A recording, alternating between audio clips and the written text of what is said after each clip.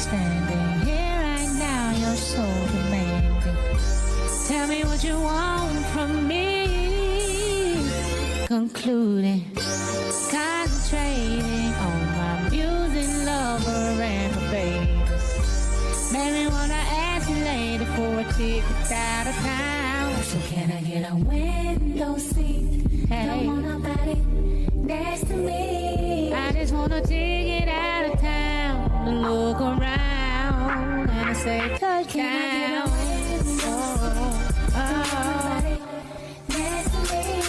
I just want a chance to fly, a chance to cry, and a long goodbye.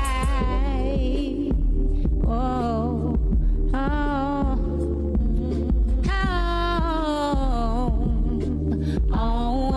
oh, but come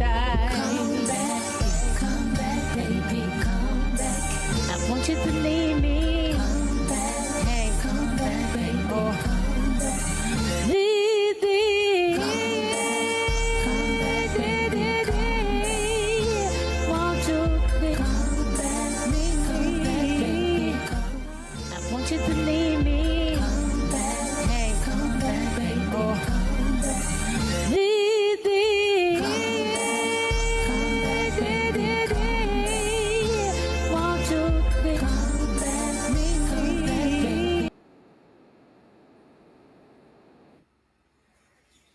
Hello, hello, hello. How is everybody doing? Somebody get Taraji a window seat stat. After this movie, give her a break, okay? Give her a moment. Welcome to this good old Straw Live. We are about to get into this movie. Spoilers ahead, because you know y'all like to come in here and pretend like y'all know what y'all here for. If you have not seen the movie, please do not come in here expecting us to be non-spoiler. We're about to get all the way up and through this movie, up and down. When I say we, I mean myself and my guests backstage. Be sure to hit the like button on all three of our channels, engage in that chat on all three of our channels, and also drop below later and let us know what you thought about our commentary. We got a lot to talk about, so I'm not going to waste any time. I'm going to bring my partner in crime out first to see if she's ready. Ashley with the sweet perspective. Hey, y'all. Hey. You know I'm ready, Tyra. I'm ready to... Tyra put me onto something today, and because I was here all in the mind of I am going to defend Tyler Perry today because I felt like he cooked with this one a little bit. I actually liked it, but then after seeing what I done seen today, I'm gonna have a little smoke for Tyler today, and I hate that, but I will say I'm ready to dive all in it, Tyra. Child, the way you see how you just threw me under, Tyra put me on. You did, and one of the subbies from under my post was like, "Oh, this is this," and I was like, "Oh Lord." Yeah, we're definitely going to get into it. Last but not least, my man's is in the building. Brandon Keith Avery here with just his opinion. Are you ready to talk about Straw? I am ready to talk about Straw. Have a lot of things to say, a lot to get off my chest and respond to. I may have been wrong with this one right here. I'm open because I was pretty harsh on it, but I've heard the opinion of others, and I'm just thinking to myself, okay, could I have looked at this the wrong way? But I don't know. I think I may end up standing 10 toes down. But I'm excited because I have a brief idea of how Ashley feels. How you doing, ma'am? How you doing? Good. How are you? Sorry, I have no clue other than the small exchange we had. I really have no clue. So I'm curious, and I'm ready to do this. All right, we're getting started. We're going to bring us on in. Shout out to the 100 people already here. Make sure that you are hitting that like button. We like those numbers. Now, briefly, because we don't want to dive too far in. B, I'm going to come to you first. What were your overall thoughts of this film? I thought the story was pretty cool. It borrows from John Q. Denzel Washington. That's actually one of my favorite Denzel Washington movies. I love it. I think I even like that more than Malcolm X. But it was some similarities there, and I can understand that a lot of people can relate to this film, especially Black women, single Black women, and that's cool. But I just thought it was too much. While the story was great and Taraji did a decent job overall, everything surrounding it for the most part was just some of the worst I've seen from Tyler Perry, in my opinion, the production was just very low value, and it's just frustrating because I know that he can do so much better. So I didn't enjoy it. Well, I did enjoy some moments, but there were other moments. I mean, it was some good in the movie. I will say that there was some good in the movie, and I don't hate Tyler Perry. I like half his stuff, half his stuff I don't. But there was just a few instances in this film, a few sequences that just kind of ruined the whole thing for me, to where I'm just like, nothing else matters because of this event and this event, and I just it's more negative than positive, unfortunately. Mm. I definitely was not a fan after watching it a second time and giving it another once over. I'm still not a fan. There were some bright spots in this film we'll definitely get into, and we'll also get into the moments why I'm just feeling like the little small windows or peeks into mental health or the plight of a Black woman is not enough to save this film from the things that I did not like. Uh, I'm gonna leave it there because I'll go. Ashley? So overall thoughts, like I said, I actually liked it and I was surprised at my own self. But here's what I do. Whenever I watch a Tyler Perry film, I have to suspend reality and have to do like a complete reset, right? Like on my brain. Like I am going to watch this Tyler Perry movie. Ashley, you are going to look at this with new eyes, right? So honestly, I really, really feel like this was one of the better things I've seen for him over the last 6 months to a year, if I can be honest with you. And I think because the overarching theme of sisterhood, of Black women's mental health, the aspect of like the psychosis that she was in for those 24 hours, to me made the first half make more sense. I love the relationship that she ended up having with Sherri Shepherd in the bank, because it's like, I think being out here alone in the world, some again, especially I guess those who are disenfranchised, maybe of a lower economic status, who feel like they have the weight of the world on their shoulders, to have somebody finally reach out to you and be there to support you and hold your hand and walk you through something. I just thought it was special. And it's something I feel like I haven't captured in a Tyler Perry movie for a very long time. Like I cried real tears. I did. And not because I saw me in her, but I think just as a feeling empathetic person, you could understand why she would go into a psychosis after losing the only somebody who loved her. Like I felt it. Yeah, and I love that. I love how divisive this film can be. It makes for good conversation because I watched it and I didn't feel anything. I didn't feel any. I did not. I was just waiting. Like, oh, there's that, and it says a whole lot about the difference in opinions, but that's okay. That's what we're here to talk about. But getting into Taraji and TP, this is a Tyler Perry production per usual. Writing, directing, producing, all those good things from his studio. This is his fourth collaboration, I believe, with Taraji. Of course, we have Acrimony, we have I Can Do Bad All By Myself, and I also think that she's in A Family That Prays, if I'm getting that one right. But I didn't know a whole lot about this film. I know my expectation was set, and I really hate that we have to always lean into Tyler. Well, keep your expectations low. So then when he moderately performs, it's some grand situation. No, I'm not grading you on a curve. You've been here long enough and you're very, very established. You have the funds to. So I'm going to treat you the same as any other director and writer. But the only thing I heard was 4 days. 4 days. It succeeded the film, Straw, Taraji. I was kind of taken aback at 4 days as if it was some type of, astonishing achievement or a badge of honor to wear that we were able to accomplish this in 4 days. Is it good for 4 days? Absolutely. Like, that's commendable, but would we have benefited for months? That would I think would have made the world of difference with the things that I don't agree with this film. But actually, I'm going to come back to you. How do you feel Tyler Perry did at the helm of this film, and how do you feel this stack up if you've seen other collaborations with Taraji, mostly Acrimony, as far as what they've been able to do together over the years? Because despite everything else, and what we also lean into with TP, Taraji will go on record and say, I've never been paid more more than when I've worked with Tyler Perry. Ashley? Yeah. I mean, so I have never seen Acrimony, but I have Mm. seen I Can Do Bad All by Myself.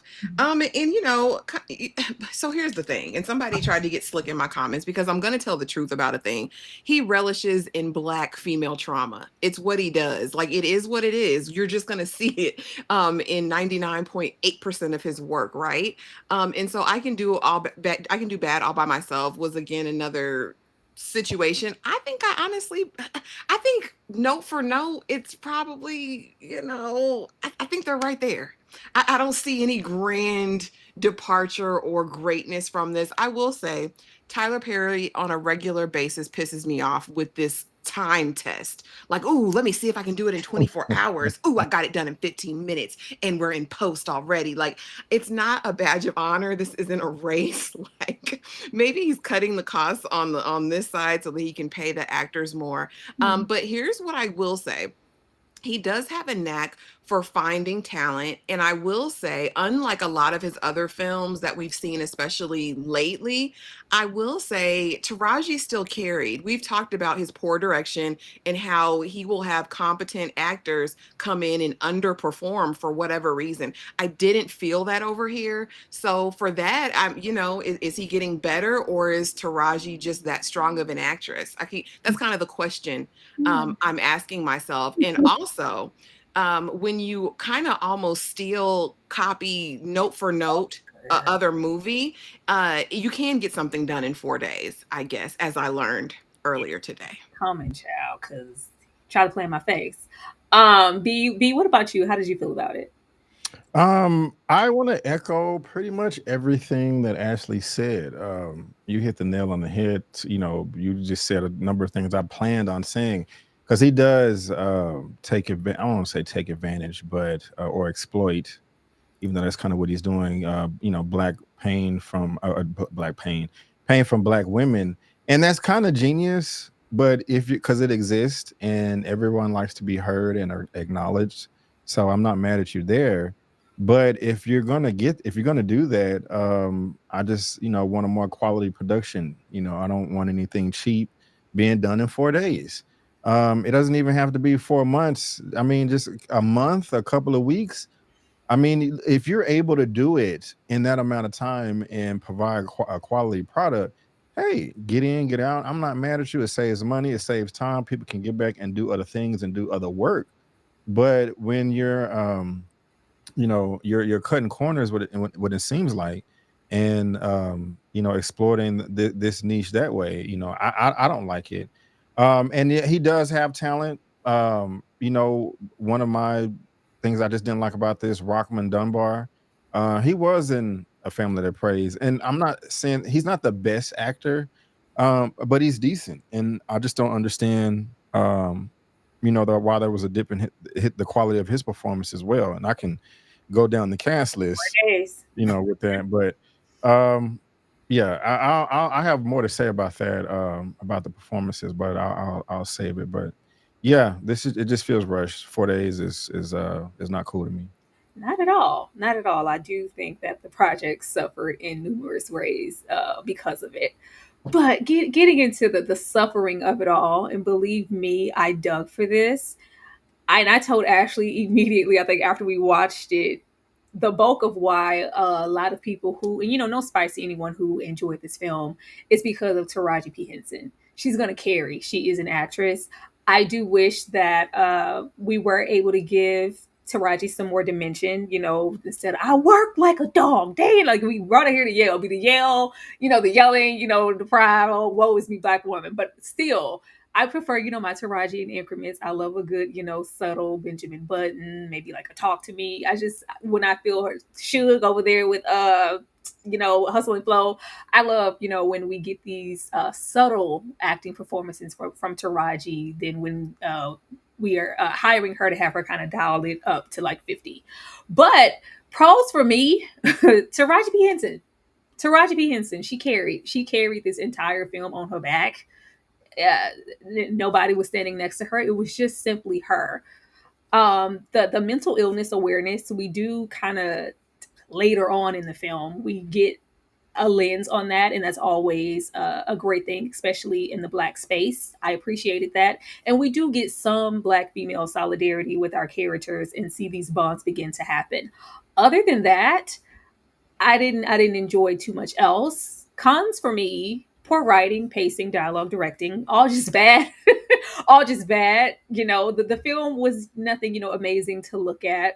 The writing, of course, is Tyler. It's repetitive. And aside from being repetitive, lately with his films, we are exchanging dialogue for just simply profanity. And I think that's just poor. Like, give these people something else to aspire to or say in a scene other than ish. It just gets like we're regurgitating the same things, and we're not putting any effort to give these characters a dimension aside from fu be that. The single Black mother narrative and the stereotypes that were surrounding her. um I'm sick of the Black single mother plight, especially when it comes to Tyler and the way that he executes it. We have seen this from him since the beginning of his career, whether it's not a single Black mother or it's just the Black woman and woe is me and I ain't never had nothing, ain't never been nowhere, ain't nobody never did nothing for me. Like it just gets tiresome. And here we double, triple down on that narrative for a very long time in the film. Subpar acting. I felt like anybody who was standing next to Taraji, they just weren't there. I wasn't interested. It was a bit phoned in, but what do we expect in 4 days? We had some capable people here, but once again, we have 4 days and we don't have much of a script. So that was that.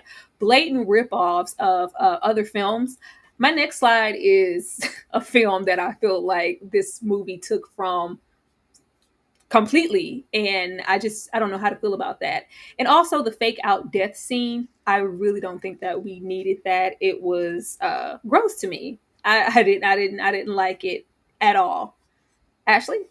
Yeah, gosh. And then after watching that other one, it's like, yeah, that was kind of a bit disrespectful. But pros, Taraji was over here. But Tyra, I want to give an honorable mention to Sherri. I think Sherri did an adequate job in her interactions with Taraji. Like I said, I really felt her. I believe she was a suburban mama over there, willing to take on this imaginary child. Again, I did appreciate, I appreciate the arc, because I think a lot of people don't acknowledge it, and a lot of people were being kind of insensitive in my comment section around this, like, oh, she was just crazy the whole time, she was just a lunatic, she was crazy. And I don't think people understand the amount of people who enter into psychosis on a daily basis, whether it's from trauma, whether it's from just a simple mental break, or some being predisposed to some other mental illness. So I like that we approached it. And I liked the twist in the story. I liked that this was most of this was in her mind, what she had kind of created and imagined, due to the loss of her child. I loved the sisterhood, and I didn't mind Teyana. I didn't mind Detective Raymond over there being, I'm a single mother too. I think compared to most 99% of Tyler Perry's films, this was very low key compared to the extremes that we get, other than in the first half. Okay, I'll give it to you. In the first half, in the latter portion of the film, I feel like this was probably one of the most grounded stories we've heard him tell. But definitely the Black women solidarity, even from the outside, right? When they live stream it and you see all these women out here, free Janiyah, all that. I liked the premise. Like I said, I like delving into the realm of psychosis because it is a real thing and it happens often. As far as cons, I mean, I agree with you. I agree. I mean, you're not wrong, Queen. Like, as far as the tropes and the stereotypes, that's just what Tyler's gonna do. And so and it's probably me, and maybe it's not fair, but it's a reality. I don't judge his works the way I would judge anybody else's works. I just don't. I have to come into it in order to get any sort of anything from any of his work. I can't look at it like I do other things, because it's never going to be anything but. And I just feel like it's futile, honestly. That's awful. What Niecy Nash said, I'm not eating that. I'm not eating that. B, what about you? What were some of your pros and cons, if you had any? Yeah, nice bullet points. Taraji, she was obviously the best in the film. And I just want to say, like, she not, as far as how I feel about Taraji, I mean, she's up there. She is talented. Not B status, A status caliber actress. Some of the best in the game. I think she is Academy Award with worthy, Oscar a caliber actress. So I just want to say that she was the best in this. And I want to give my flowers to Sherri Shepherd as well. She was my second best, one of my favorite characters in the movie. And with Teyana Taylor, I liked her performance when she was conversing with Taraji over the phone, over the PA system, doing the live, the whole John Q moment. That was dope. Because she was soft in that moment, she could relate. That was executed nice. But while the acting was great from at least Sherri and Taraji throughout majority of this movie, it was inconsistent at times as well. I enjoyed Sherri, but when they thought that she had a bomb and it was going off, Sherri was like, you don't have to do this, Janaya. We can all leave together. Like that particular scene right there, like what happened to the great acting? Like, you was doing fine, but then this one scene, you just, it's as if you started acting yesterday. But I can say the same thing with Taraji. It was good for the most part, but when her apartment is getting rained on outside on the side of the curb, and she, throws her hands up and screams in the air, I'm like, what is that? That was. It wasn't sad. It was funny. I mean, you have a great performance throughout this whole movie, but like this particular scene and this particular scene, it's just like, there's no one home, and and that's the same with other people in this film as well. I don't understand why he also has great talent in his films tailored up with somebody that is not in the same realm as acting. I like Glenn Turman, but while she's responding great with no attitude, trying to be constructive, Evil. I saw you. You said you was going to the bank. No, you said you was going to the school, but so and so saw you at the bank. I mean, it was like cartoonish, but she's acting really well. Just like, I had to go get the money to give my daughter food or money for school. And then he's responding. It's like you have a fantastic actress with a subpar actor in the same scene. Like, why can't it all be either subpar or bad, or it all be, the best in the business? This mixture of the two is very jarring to me. I did like the, some female Black solidarity that you have there as well. But the way we got there was horrible with the men abandoning the bank. Like you had to make up an excuse to get the men out of there, and that was weak. So, that just goes with the poor writing and everything else. And so, the acting was horrible from a number of other people, especially Tessa, the teller. Jeez, like it was, come on. But why can't we have a full cast of great performers? Why does it have to be spotty like that? So, it was great acting, but it was real spotty at times, and I agree with everything else y'all said as well. Thank you, B. B said you said you was going. They saw you at the bank. We gonna get into her awful bad day. But getting into the break-in, but with Taraji. Now, watching the trailer, I instantly went to John Q. I was like, okay, this is John Q, but with Taraji. And then when I actually watched it, I couldn't put my finger on it because I had only saw this movie one time, and it's been a couple years now. I was like, oh, this is breaking for Beat.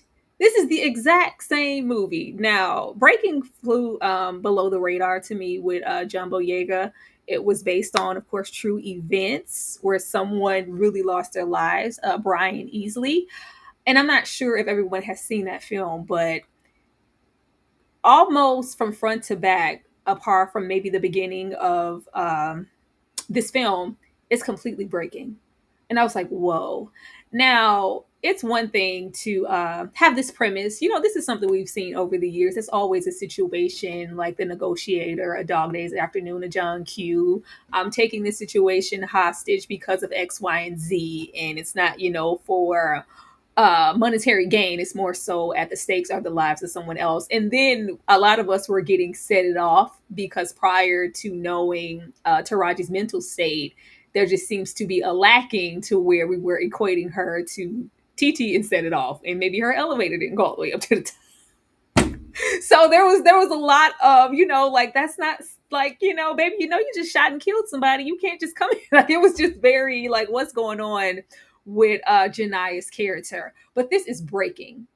And I don't know how to separate the two as far as how much Tyler blatantly stole from this true life event of somebody losing their lives and going to a bank.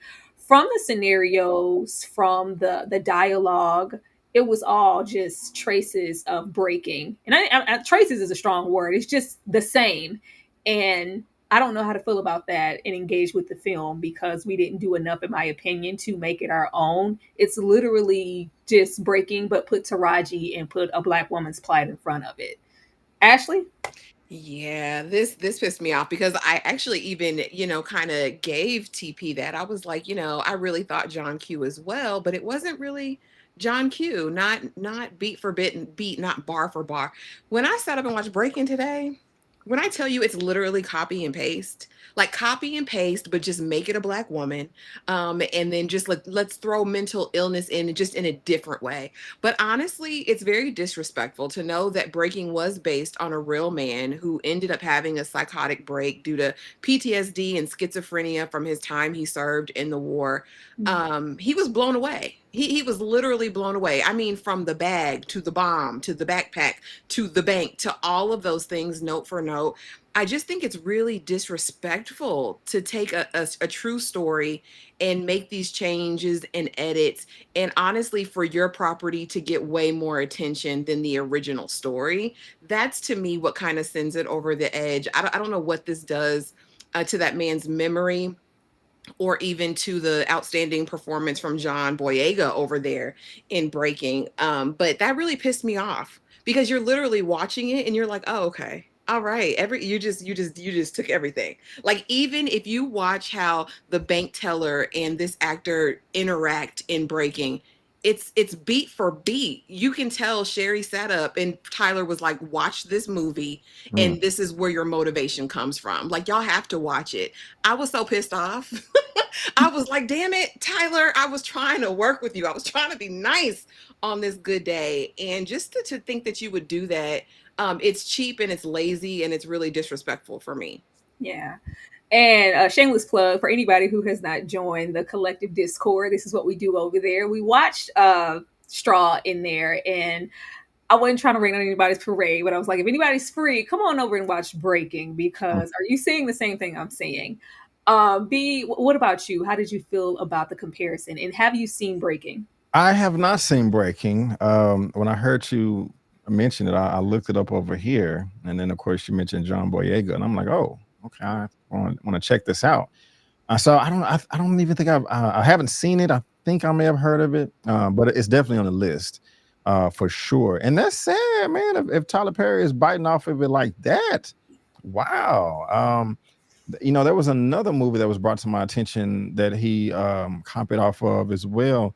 I can't remember. It was for how did you get married? I don't know. I can't remember. So I'll take that back if I'm not able to quote it accurately. I honestly did not think of Set It Off, those comparisons. And I have never seen Dog Day Afternoon. Okay. But John Q and The Negotiator did come to mind, definitely. And it's interesting. John Q, like I said, is one of my favorite Denzel Washington movies, and Negotiator is one of my favorite Samuel Jackson movies. But those last two, you definitely some similarities. Wow. Let me get these super chats. Please, anybody who has not seen Breaking, and I really hated that because I knew how much this film flew below the radar, because at the time of 2022 in the, Fruitvale stations, the situations and scenarios and films that were surrounded by around true lives events. And I think there was just a lot of fatigue and something like American Skin. We just got a lot of these movies in bulk. And where we have something that actually happened, the same scenario beat for beat, along with, the losing of the money. And I just need to cash my check and I just want what's owed to me. And the whole scenario, I have a daughter. It's just the same. And I'm like, this is a man's actual story. And he lost his life. Like, Tyler, please, let me get these super chats. Please watch Breaking. If you haven't, after this live, you'll see. Thank you so much, Dane, for the super chat. No Tyler Perry slander will be tolerated. Tyler just cast me in his new film, Lies. He knows I have no acting experience, and we filmed in just 8 hours. Thank you so much, Dane. You know I love you. Thank you for the $5. I'm not about to play with you. DeMarcus, thank you so much. What do y'all say? let's see, who would y'all say is better, a better writer, Tyler Perry or Lena Waithe? B, I'll let you answer first. Are you muted, B? My bad. I am muted. That sucks. That's a hard question. I don't know. I might have to say probably Tyler. I mean that I mean, there at least half of his stuff I do like. I have like, I don't know if I can say that for Lena Waithe. That's a tough one. Good. Ugh. Ashley, Tyler Perry or Lena Waithe? Oh, come on, guys. Come on. Be serious here. Lena is an Mm. extremely talented writer. If you guys have never watched Masters of None, go watch that. Mhm. It's some of the best comedic writing that you'll see. And then also, I think the first couple seasons of The Chi were exceptional. And she birthed that thing and wrote a significant portion of it. Lena, now, what things have descended into, that's not my business. But as far as the talent and the prowess as an actual writer, I'm over there with Lena. I'm over there with her. Yeah, I was gonna say the same thing. I haven't seen The Chi, but I have seen Masters of None, and I thought she and even other projects. She's had some. It's a hit or miss with Lena, where with Tyler, there's often a miss. Watch Break, and that's all I'm gonna say, because it's disrespectful how much we took away from that film, especially with the premise that's really familiar and that we've seen. We've seen it. There's a way to do this on your own. You didn't have to take that man's real life story. Respect. Janias, how old now? Casting for me, and we don't have to spend any time here. I just had my own thoughts watching it. Taraji's beautiful, first of all, but she is a woman of a certain age. She is in her 50s. I think the plight, or kind of where we were going with this story, it would have benefited for us to see maybe. I do have a couple here, a Dominique Fishback, a Keke Palmer, maybe someone a little younger. I think it would have fared better for the story, because with how old she is, I think Janiyah is supposed to be in her 40s with her young daughter. And it just opens the question of, well, what was happening between the years of X, Y, and Z that are kind of unaccounted for. And with Sherri and the kind of the misfire moments, she did do what she could. I did appreciate it, but I was like, ooh, Octavia would have ate this up. Octavia would have ate this up, or Danielle would have ate this up. I wish Tyler took some more time to be more selective and thought about a little bit of everything. And not to ever say that I don't want to see these women working or getting a paycheck or all those good things. That's always great. But I don't think he takes into account other avenues within your script that will benefit from having a younger, older dynamic, instead of, who's going to get, the name. Because if you see Taraji, you're going to watch, because it's Taraji. You see Taraji and Tyler, I'm going to watch, especially because we know how great of an actress she is. But I think the role of Janiyah would have definitely benefited from having someone a bit younger. And then we have, what we would consider to be vets, like a Glenn Turman. Like, why you got this man over here acting like this? Why you have like it turned? And if anybody's in a blaxploitation mood, if you've seen him over there in JD's Revenge, it got caricature. Like, we took Glenn back to the 70s of the over the top cursing and the way that he was interacting with her in those scenes, and that goes a little bit for everybody. I wish we had done more with Sinbad. I was happy to see him here, especially after the life obstacles he's had lately. And I was also here for the little different world OG link up with Sinbad and Glenn, but we didn't give them too much of anything to do. And it's shameful and disrespectful to have Mr. Glenn here with the shenanigans. I hated every single part of that. Um, and even when we get into the likes of Teyana Taylor, I do think Teyana Taylor has promise and she could deliver more in the acting realm. But this situation of 4 days was not doing her any favors. It was really up and down for me. And I wish we had somebody else a bit more seasoned on the other edge of that microphone, trying to really pull her. Kind of when we're getting into Jumbo Yeager and breaking, the opposition to Teyana there would be Michael K. Williams. And Michael's going to bring it. And he's out there trying to, have that brotherhood and that shared experience with Jumbo Yeager's character over the phone. Exact same premise. But we just needed a little bit more from me for like the relatability. But B, I'm going to come to you. How did you feel about the casting here? It was, like I said earlier, just inconsistent. Taraji is great. So is Sherri. But then you have other people, Teyana, who's not remotely as good, or Glenn overacting. And we should have got more than Sinbad.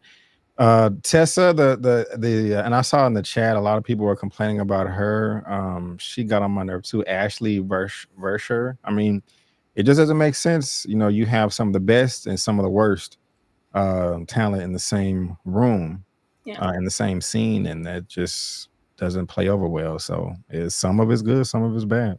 Mhm. But Glenn was hilarious. Mm.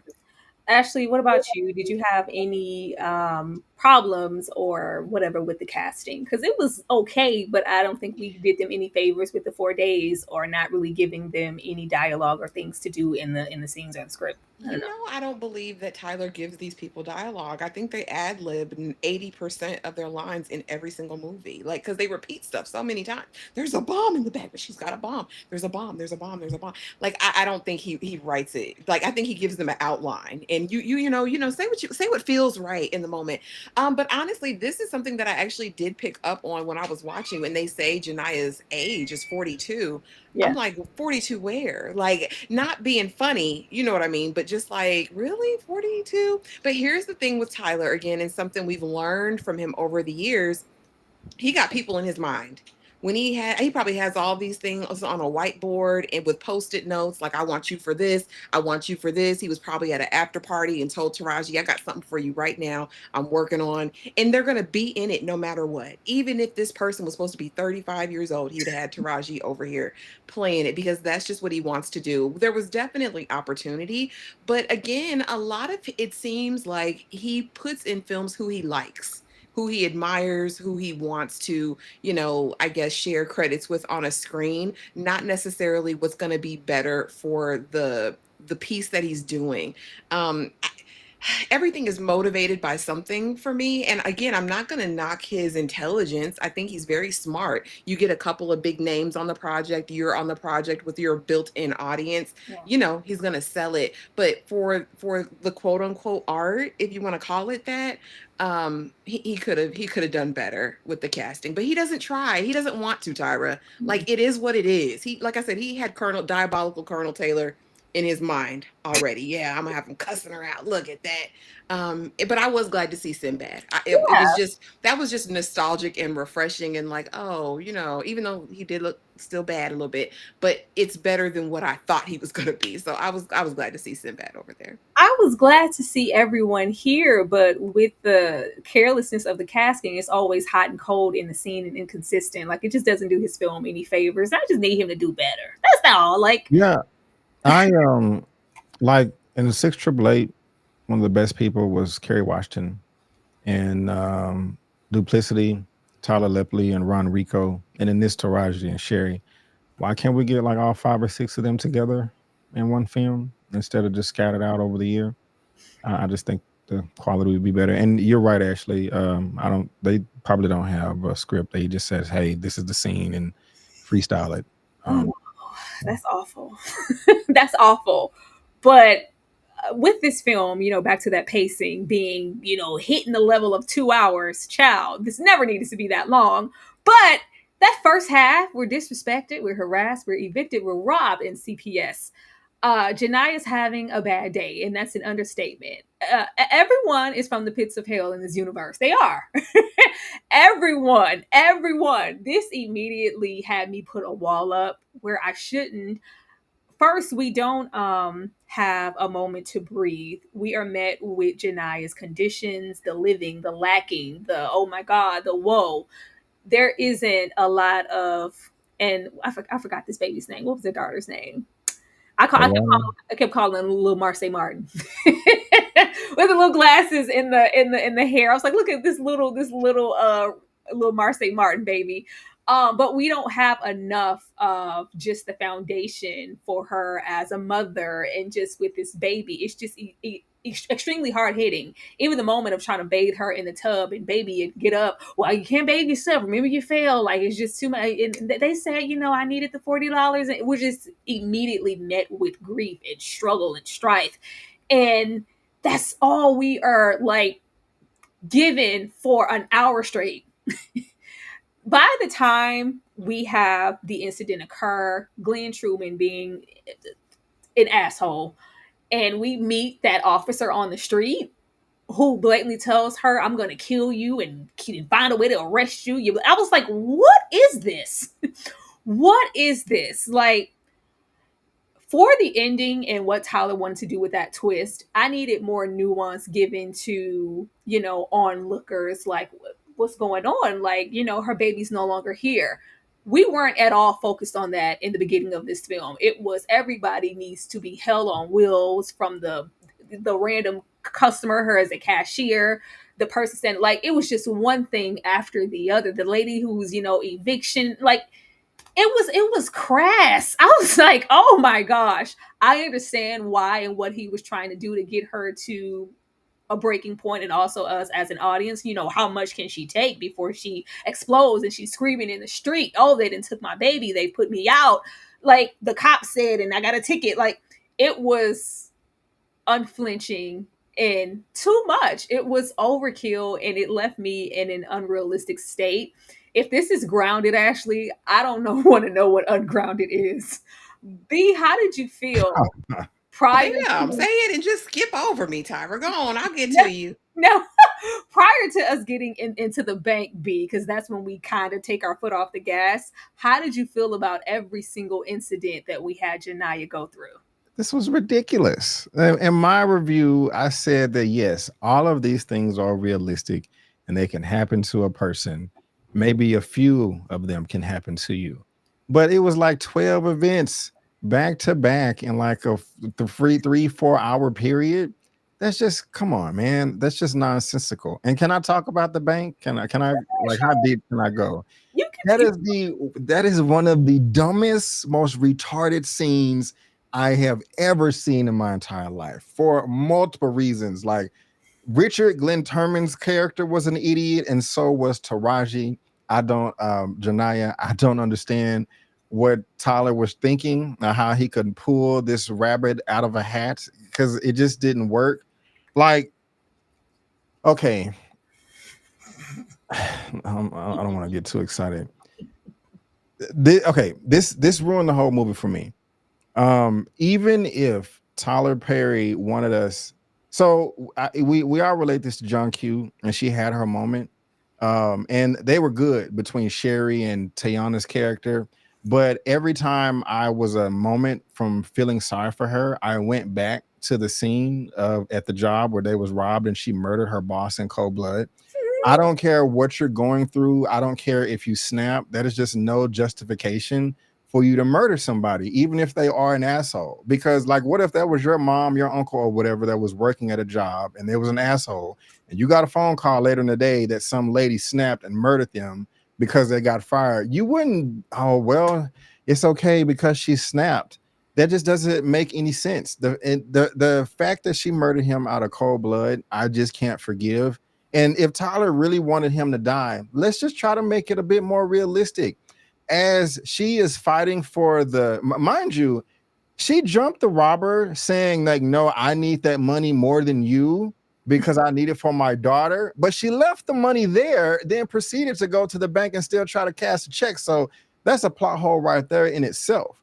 But if you wanted her to struggle, if you wanted Richard Glenn to die, why, when she's struggling with the robber, the gun can actually accidentally discharge and take him out that way? That way we have a more valid reason for wanting to feel sorry for her and sympathize with her. Like, damn, like, not only did you get fired and your boss said, F you, get out of my office, now you're about to get robbed and you accidentally murder your boss. Like, whoa, this is crazy. But no, they turned her into a murderer. And Tyler could have done this. He could have just, like, with the gun discharges, accidentally shoots the boss. The robbers, like, one of them got scared and ran away. They both can get scared and run away.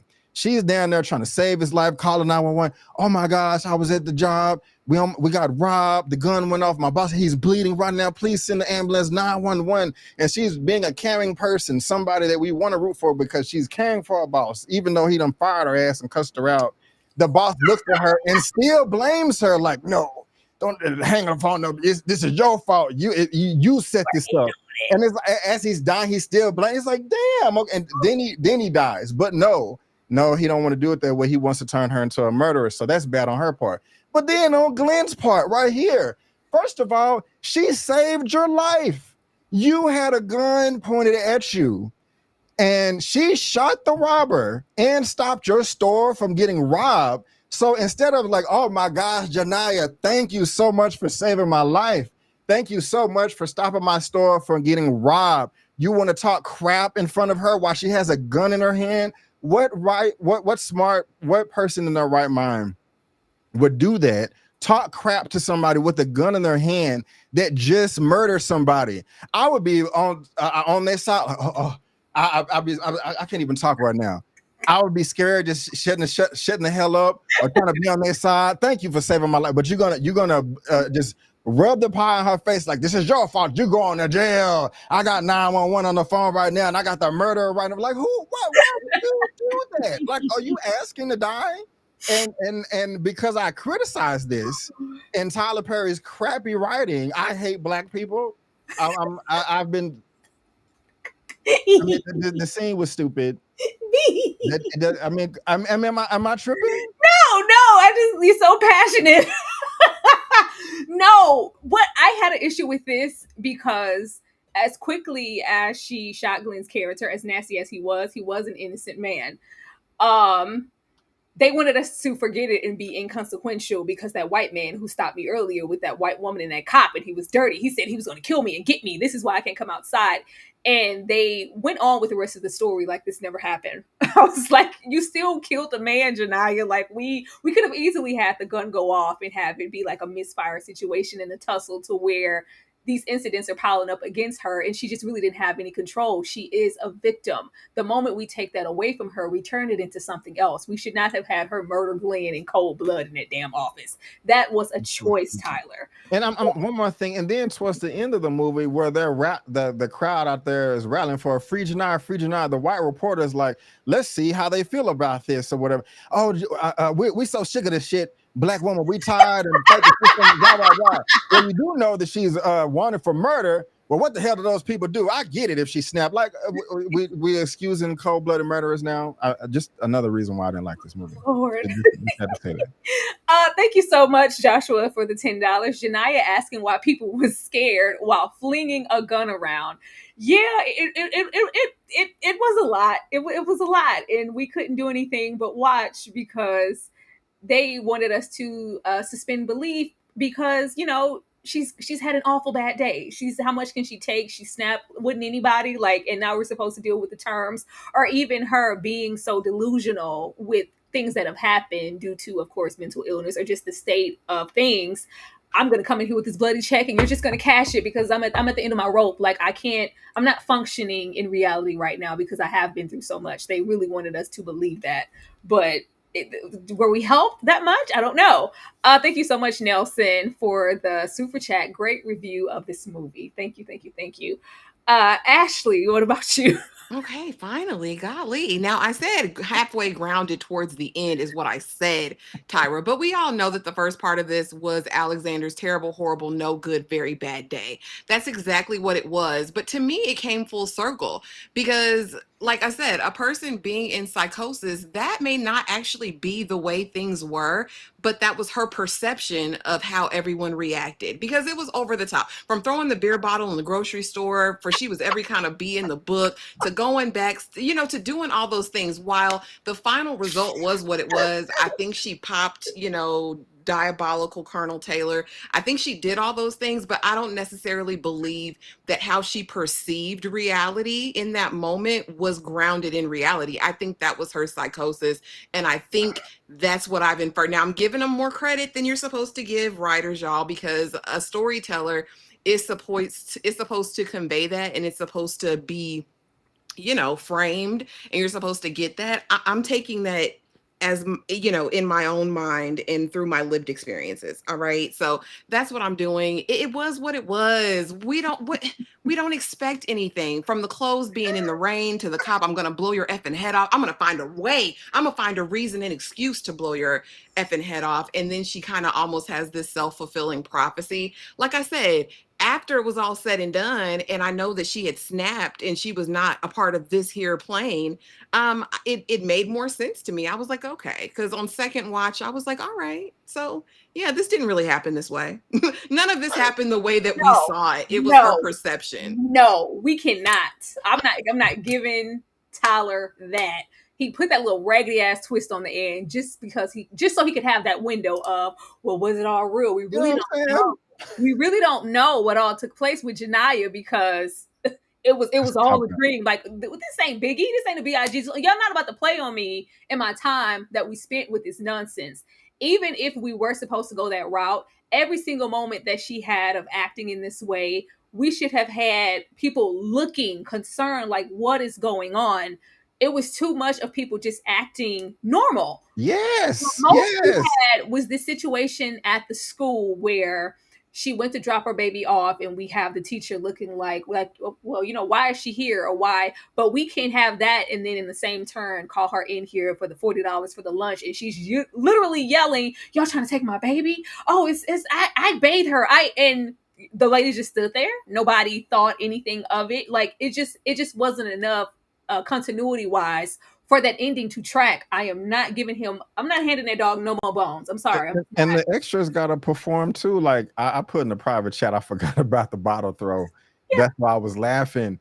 And look, I'm not gonna say that can't happen, because dudes will do some crazy stuff if the woman denies a phone number. You know what I'm saying? So I'm not trying to say that's not reality. However, it was too many women else surrounding and in line, or just customers in general, for them not to respond to that and like go after that dude, call him out, pull out their phones, get them on live or whatever. Like, everybody just kind of standing around, like Tyra said, not being normal. I mean, that just wouldn't have flied in the real world. Like, somebody would have said something. What fixes this is once we get to the ending, like they tried to do briefly with the teacher looking haphazardly, like, who is she dropping off? Her baby's no longer with us.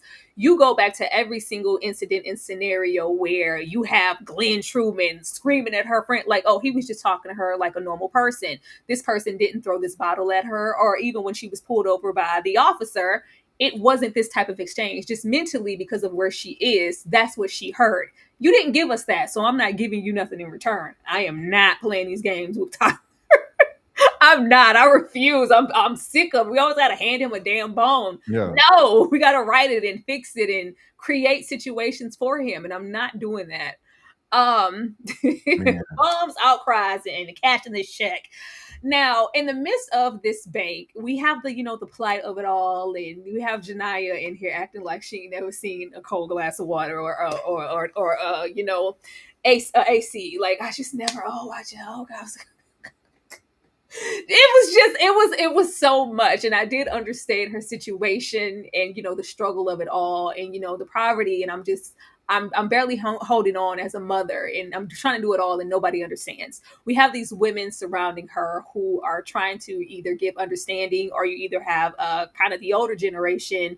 Y'all ain't never, you have these different perspectives from everyone, and I see what Tyler was trying to do, but in the in the midst of it, we get Sherri or Nicole, that this interesting kind of dynamic of, it was kind of push and pull with Sherri's character, because at sometimes you would have her really endearing, but you didn't know at certain points whether or not it was authentic, because I'm feeling for you as a Black woman and be for your plight, and I've seen you coming here with your daughter, you da da da da. Or, okay, she has a couple of screws loose, let me handle her with kid gloves to get us out of the situation. I just really didn't know, because are you sincere, or girl, you got a bomb, so I'm gonna say whatever I need to. I don't know.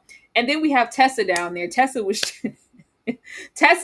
very unconcerned. I don't care what's happening. Just, we need to get out of here. I don't care. I'm going to take every single window and opportunity to say something, to interject to your trying to treat her like she's some type of martyr. She's a criminal. She's I'm not doing that. And then, of course, we have Teyana Taylor's character on the outside of the bank. I understand my mother was also a struggling single mother, this, that, and she's pretty much the only outside voice of reason, rooting for Janiyah in this entire situation.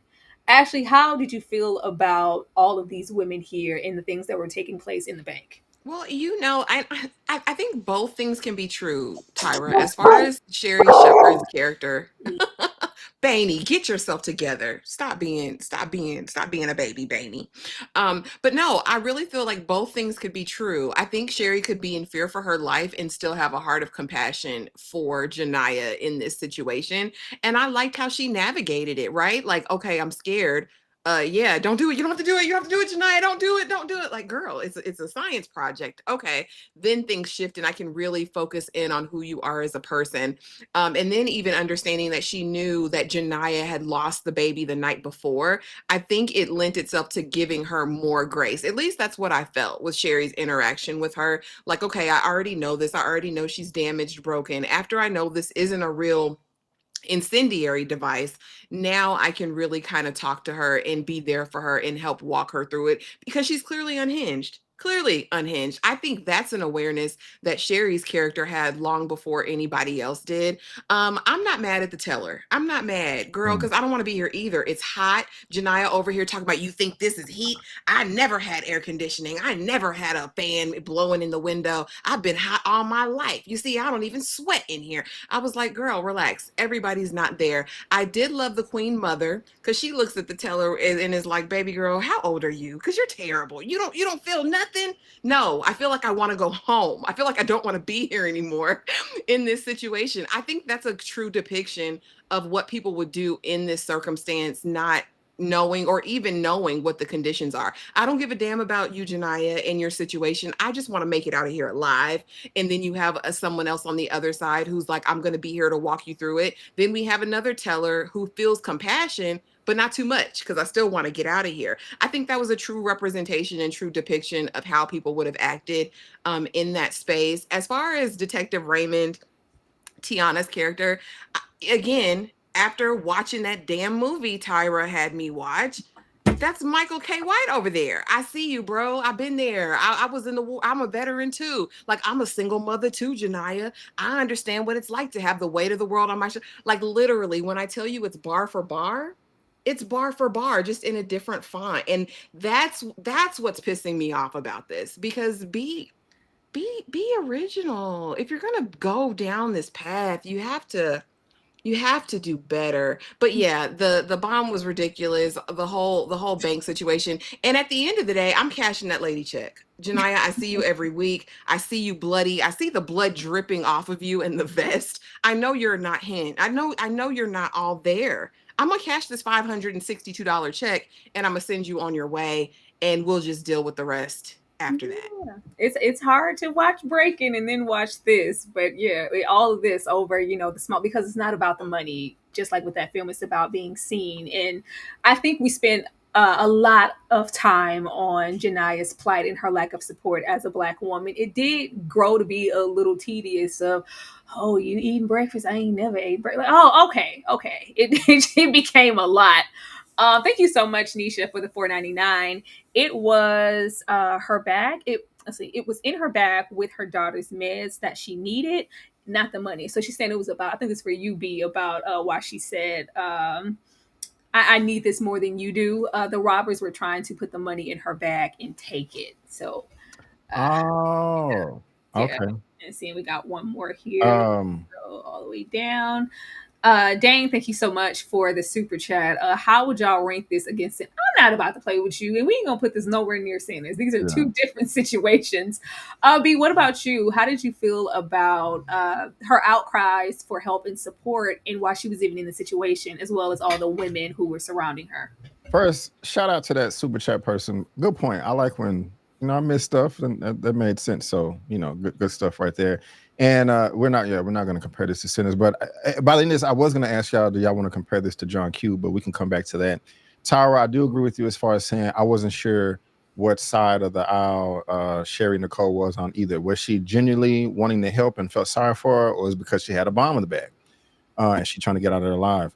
But actually, I do agree with you. Both can be true. Because just as simple as that, like, damn, you got a bomb, but I feel sorry for you, but you are tripping. You know what I'm saying? We're gonna get you some help, but we're not friends yet. So I feel you. The whole bomb thing was just another stupid caveat that they threw in here. My gosh. Now, I was talking to my stylist earlier today about this, and she brought up a point just because we was talking about. I was like, hey, Tyler Perry. Oh, wow, I already saw it and I loved it. And for some of the reasons we did, but she talked about how poor the quality is. But she was like, you know what? I like that they highlighted somebody in the hood that don't have nothing, but they're still trying to get their daughter involved in STEM and science projects, etc. I was like, you know what? That's cool right there. You know what I'm saying? Instead of them just knowing their alphabet, they trying to make science projects. However, did it have to be a device that looked like a bomb? I mean, come on now. Like, not even the smartest person knows what a bomb looks like. So Janaya could have been like, baby, I know you're passionate about this, but I'm gonna have to let you redo this science project again because it looks like it's gonna blow somebody up. And so the fact that that's just never explored, and Tyler used this MacGuffin as a reason to keep them in the bank, like just out of everything else, she just also happened to be accused of having a bomb. Like she don't have $40. Go ahead. This is when we go back to breaking, because that's his whole narrative of, taking over the bank. And the threat is, I have a bomb. I'm in here with these two tellers. But of course, in the end, it's a different situation. But he had a bomb. I think Tyler was trying to stick too close to that. Okay. That makes it worse. Yeah. I'm gonna put a pin. I'm gonna put a pin in it, and I'm gonna come over to Tessa. She frustrated the hell out of me. Again, going back to your earlier slide, Tyra, you have a great actress as Taraji, but then you have a super subpar actress with Tessa, the bank teller. I mean, not that this is just some flex, but I was a teller in a personal bank before, so I have a little bit of experience. No one is going to react that way when you're getting robbed, especially if you know the person. And if you are, like, find another job. But she would have been fired. This was easy. The check was only $521. You already had the money right there on the counter. You could have just easily slid this over like this is a domino or cards game and gave her what she wanted. She wasn't asking for 5 stacks, 50 stacks. I mean, just simple solutions that are being ignored. Like, they're throwing money at her. Like, that is just that's I mean, it's Tyler. It's like all you had to do was contact a bank or tell a personal banker, which is not hard for you. Like, what is the procedure when somebody is getting robbed? What are the do's and what are the don'ts? What will make you keep your job? What will make you not keep your job? But they just they're throwing money, and I'm like, okay, I'm supposed to take this seriously. But going back to the bomb thing, that really frustrated me. When Teyana Taylor's character got her on the phone and they was doing the whole John Q thing, and she was going live, and she was like, oh, y'all think I'm trying to rob the bank? I wasn't trying to rob the bank. Well, actually, right before that, that's what the hostages were saying. Like, if you're not trying to rob the bank, why are you doing this? Oh, this is not even my gun. Why couldn't they have a simple line of dialogue just saying, oh, well, baby, you're not trying to rob the bank? Well, you have a gun and you have a bomb in your bag. Why wouldn't you ask that? Now, I thought about it now. Nicole was the only character that knew that. And then, but they gave the same chance to Teyana Taylor's character. Like, I'm not trying to rob the bank. I can't come outside because the man is going to shoot me. Oh, Teyana Taylor's character had to say, well, baby, do you understand how it looks? You have a gun and you have a bomb in your bag. But they didn't want to ask that, but they both knew. But no, the movie will be over then because Taraji, Janaya could have came at that point and said, oh, y'all think I have a bomb in the bag? No, this is not a bomb. This is my daughter's science project. And they had the video surveillance center as well. But no, that didn't happen until 12 hours later at the end of the movie when it was nighttime. So, I mean, just poor, crappy writing. And examples of how Tyler rushes through this and doesn't, iron out the kinks. But the whole check cash and bomb thing was stupid because of that. Please make sure you watch Breaking, because the bomb is so significant in the small amount of the check. And, we're throwing money at this person, like whatever you need. And it's just like, it's not about the money. It's really not about the check. I just want to be heard and be seen. That's such a theme in there, along with that bomb. It's never a threat. It's just really to get into the plight of our leads here and what the staging or the situation in the bank was really about. Like, it was never about the money or the bombing of it all, or, it not really being a bomb at all. I never meant to be a threat really to anybody. I just want what's owed to me, and for someone to acknowledge what I'm going through. It was just beat for beat, and Tyler, stop this, just stop doing it. But I think it makes more sense when you go over and watch Breaking, personally. But according to the ending, I would guess, and that's probably me doing more favors to Tyler's script than I should. But they want to kill me. He wants to, I'm gonna go out there and he's gonna kill me. And even just the glimpses of the lacking in a mental stability, I feel like all the inconsistencies with Janaya's behavior were supposed to make sense. Even, the why y'all scared? I'm not gonna kill anybody and I'm waving a gun around, or you're tapping, on the desk and the bloody check and I just want what's owed to me, and oh, the bomb, and oh god, like it's the behavior or just the inconsistencies of, why is she acting like this? So what's really going on? Actually, for you, did it all make sense in the end? Do you feel like we got enough glimpses of just this psychosis, or if you will, for it to become a full circle thing towards the end?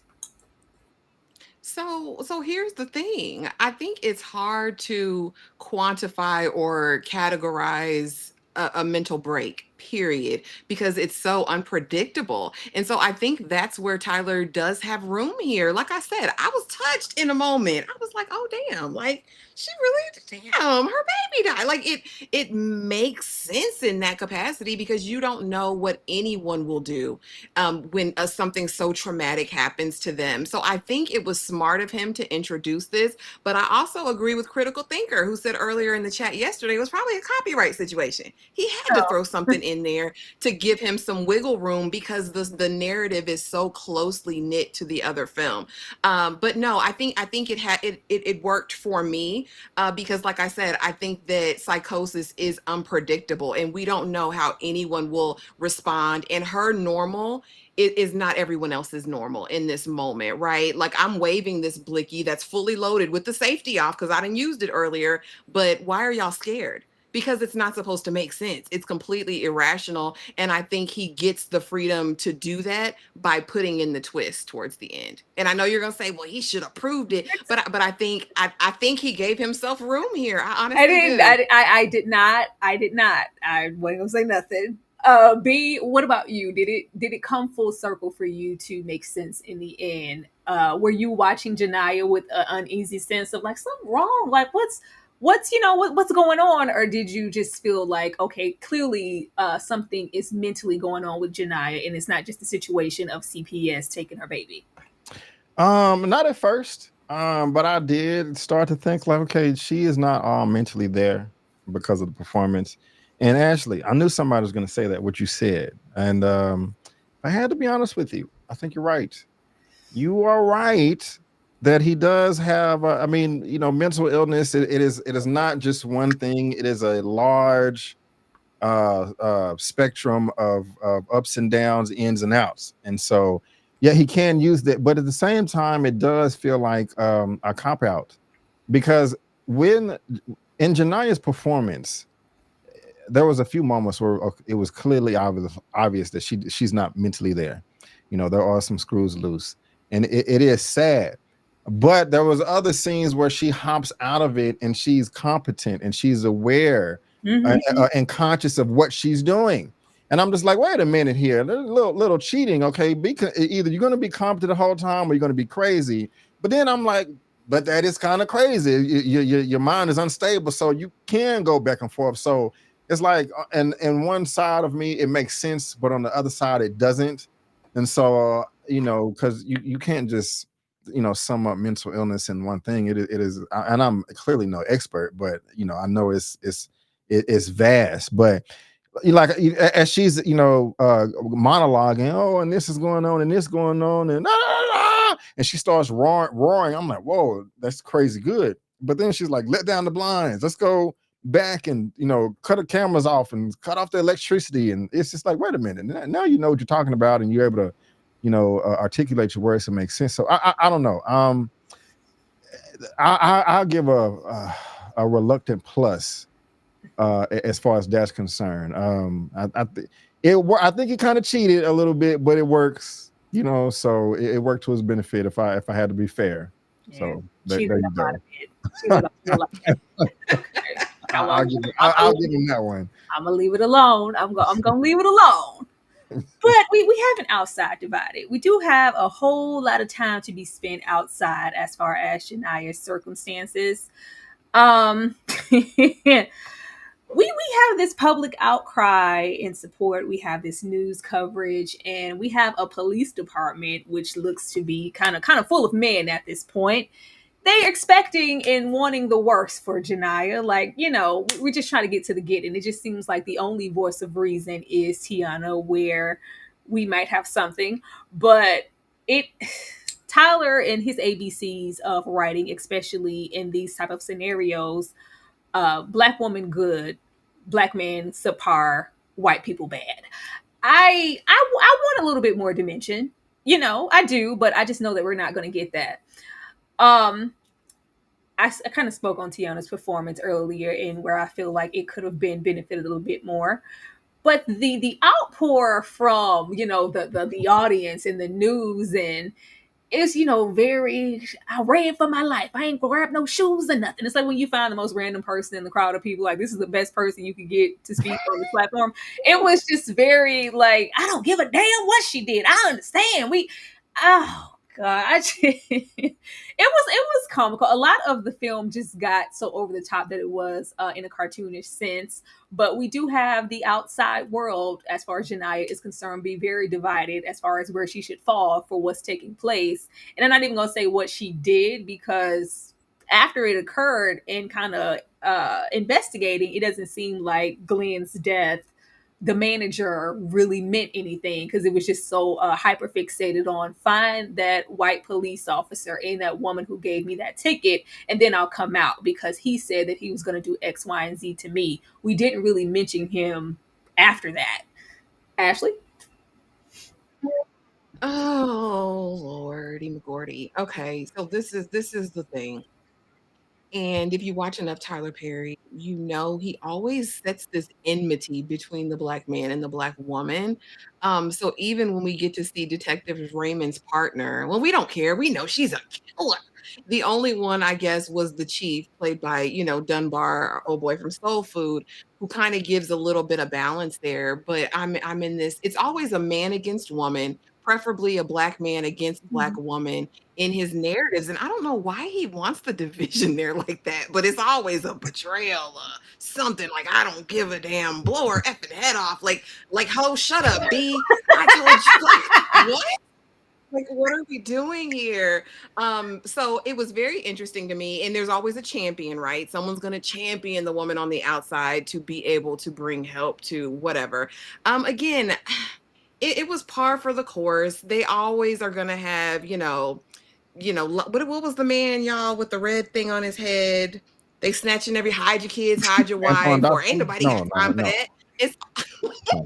It's always gonna be somebody in the crowd, and that's the one that the camera's going to pan to. So I get what they were trying to do there. Wait, Ashley, before you keep going, how did you feel when we had Teyana go and slap and reprimand the white officer? Ciao. Really? Try to knock his head off. Teyana, please.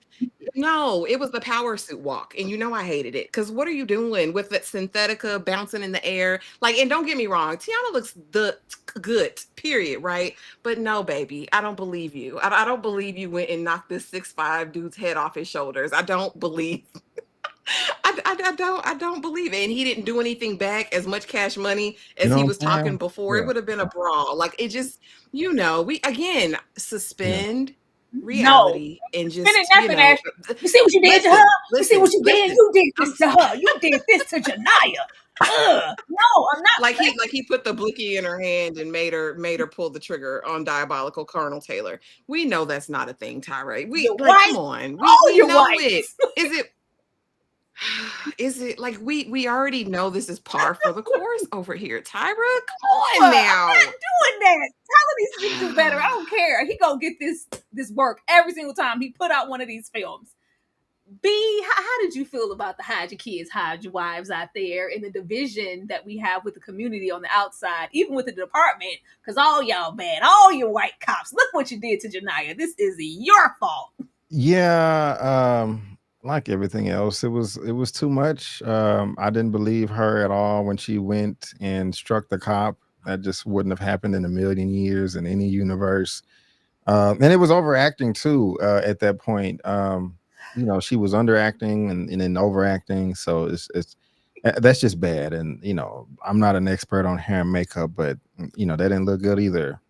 Coming from Teyana. I mean, she looks good, but that department, Yeah, because that department did not. I'm not trying to sound mean or ugly, and I know they was out there for a while, but the crowd when Sinbad's character was out there in the front, I was like, how did you get over here? Like, like, I mean, you know, because earlier about the white cop, they was on the road and it was raining and mind you, the cop was so guys, he didn't even Janai didn't even hit his car. He had to swerve out of the way. This dude was running over cones and stuff, trying to pit her. Like you're not paying attention to like all the onlookers and stuff like that. This is 2025. Everybody has a cell phone, cameras on, light posts, all that stuff. They just threw that out the window. But the hide your kid, hide your wife lady. I mean, it was just really frustrating. Like you do know that she's wanted for murder. Well, what did the mother effers do? Because I'm tired, and they must have deserved it. I didn't like it. I didn't like it. It was something else I was going to say as well. It slipped my mind. If I remember, it'll come back. But given the information that the crowd had through the live, I can understand how they would be on their side. But the information we had that she was a cold-blooded murderer, I'm just like, this is dumb. This is silly. This is embarrassing. So that little one moment with the negative Nancy that is Glenn Turman ruined her narrative a bit. It muddied the waters where we couldn't completely root for her the way we wanted to, if you wanted to root at all, because we still did that one thing where we could have just had it. Oh, a misfire. I don't know. This is Tyler. These are the breaks. These are the breaks. Hey, Movie Bay in the chat. I see you, girl. But leaving this here, we have her sticking beside her. She sticks beside her, and for the most part, with Ashley saying like she really felt Sherri. She felt her in these moments, and she says, I'm not leaving her. We get this compassion and this understanding. I think this is for anybody, along with Taraji's performance, who says like I really loved and I cried and it was gripping. I think it's this. Like I said in the beginning, it was not enough for me. I didn't care either way, but I could understand the audience fearing and really loving this compassion that we have between this, almost like a sisterhood. I didn't buy it. I'm sorry.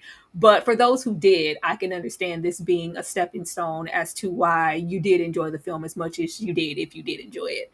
I don't got nothing to say about it. Ashley, if you want to elaborate on that. I do, because I do think this was probably one of the most touching portions, because at this point, everything's said and done. Taraji comes back to herself, right? It's like, oh damn, my baby died last night. And you knew? Yeah, I knew since earlier.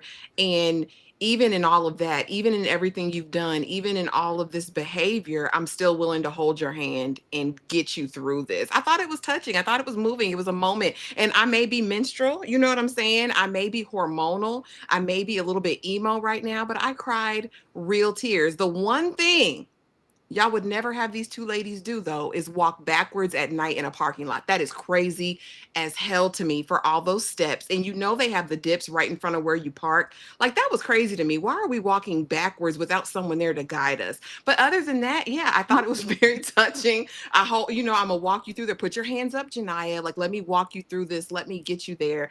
And like I said, I thought it was a moment. I thought it was touching. And I absolutely believe Sherri by this point. Even when she sends the other girls out, like, I'm not leaving her. I'm going to stay with her, knowing what I know, knowing that she basically threatened all of us, even though she said she didn't.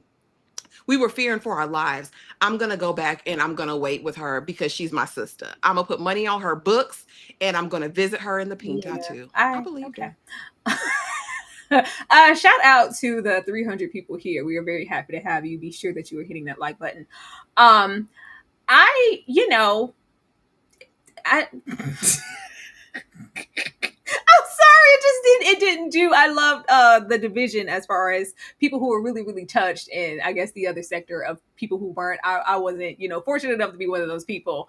And I think that I can't really delve into, that because there was so much of this. Why did we need a fake out death?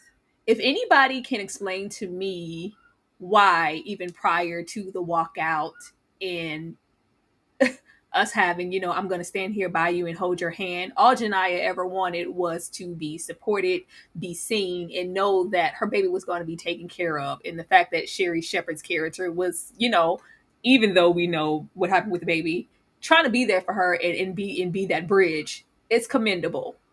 But why do we need this fake out death? This was so cheap to me. I thought it was poor. Have we not suffered enough throughout this movie, Tyler?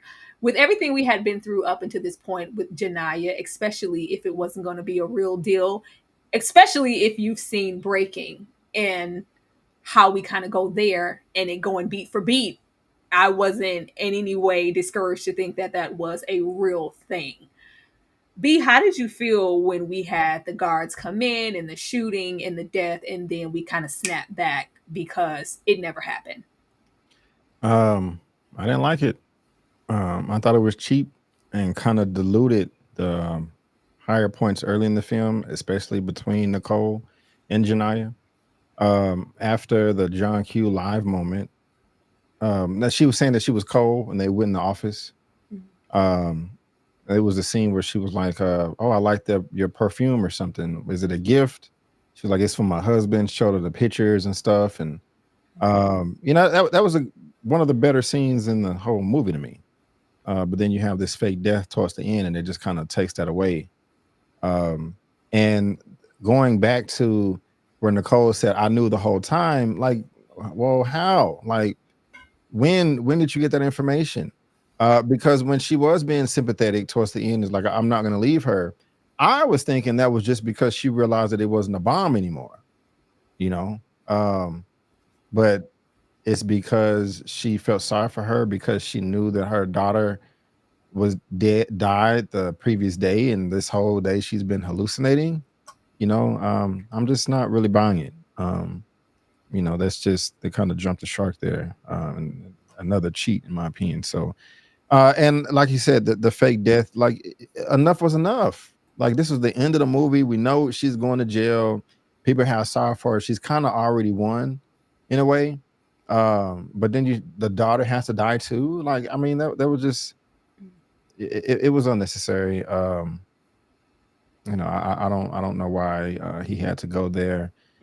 I had something else to say. I can't think of it now, but yeah, I didn't like it. I understood why he went here. So much of this was around her mental state and maybe this, some of the psychosis of it all when she was kind of coming in and out.